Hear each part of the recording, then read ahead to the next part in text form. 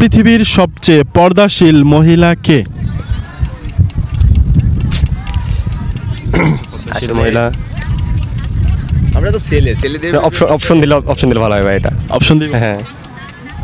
হযরতে ফাতেমা রাদিয়াল্লাহু তাআলা আনহু, হযরতে খাদিজা রাদিয়াল্লাহু তাআলা আনহু।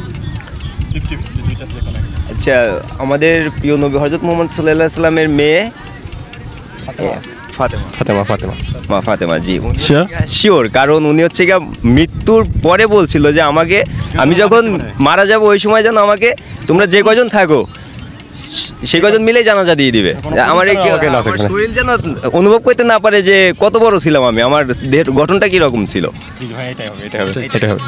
নিয়ে নিলাম। হ্যাঁ, আচ্ছা, আমরা দেখতে পারছি যে 3 নম্বর কোশ্চেনে ভাইয়েরা যে উত্তরটা দিয়েছে উত্তরটি সঠিক উত্তর।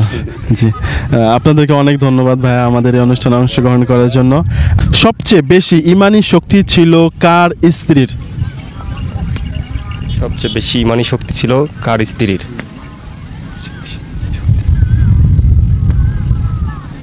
ইসলামের শত্রুদের দিকে একটু আমরা ফলো করলে কিন্তু পাবে। একটা ক্লু দিলাম।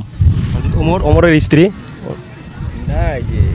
আসলে এই সময়ে মুখ পেটে আছে কিন্তু মুখে আসে না। ঠিক আছে, মনে হয় মেবি ওমরের স্ত্রী হবে। আচ্ছা, আপনি অপশন কি দিতে পারবেন?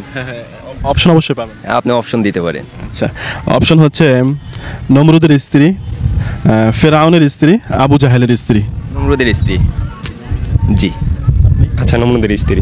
একটু ঘুরে ফিরে বলা না, এটাই ফাইনাল। হ্যাঁ, শিওর।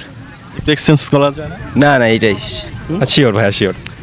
আচ্ছা, বেসিক্যালি উত্তরটা হবে হচ্ছে ফেরাউনের স্ত্রী। ফেরাউনের স্ত্রী আসিয়া, মানে উনি ওনাকে রব বলে স্বীকার করে নাই দেখে ওনাকে ওই যে হ্যাঁ, তার ওই জন্য শরীরে চামড়া কেটে লবণ লাগাই দিচ্ছিল আর কি। সবচেয়ে পবিত্র মহিলা কাকে বলা হয়?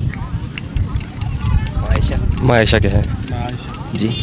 আপনারা কিন্তু চাইলে মানে অপশন নিতে পারেন। না, অপশন দরকার নেই। এটা অ্যাকচুয়ালি পবিত্র মহিলা বলতে কোনো পুরুষের সংস্পর্শ পায় নাই। ও মরিয়ম, রাবিয়া বসরি। আমরা এটা না, মরিয়ম। কারণ সে তো হচ্ছে আপনার হচ্ছে নবী। আমি তো জানি যে রাবিয়া বসরি কোনো হচ্ছে পুরুষের স্পর্শ পায়নি, তিনি তো একাই আল্লাহর দিকে ছিল। না, এটাই নিতে পারেন। আচ্ছা, ওইটাই। জি, আমারটা। ওকে, আমরা আসলে দর্শক দুই বন্ধু দুইটা উত্তর দিয়েছে, আমরা দেখতে পারতেছি বড় ভাই যে উত্তরটি দিয়েছে উত্তরটি সঠিক উত্তর। মূলত হচ্ছে মানে উনি হচ্ছে যে আপনার ওই যে মানুষ কলঙ্ক দিছিল যে পুরুষ ছাড়া তো বাচ্চা হয় কিভাবে, ঈসা আলাইহিস সালামের আম্মা। তো এই জন্য হচ্ছে মানে ওনাকে পবিত্র ঘোষণা করা হয়েছে যে উনি আল্লাহর তরফ থেকে হয়েছে।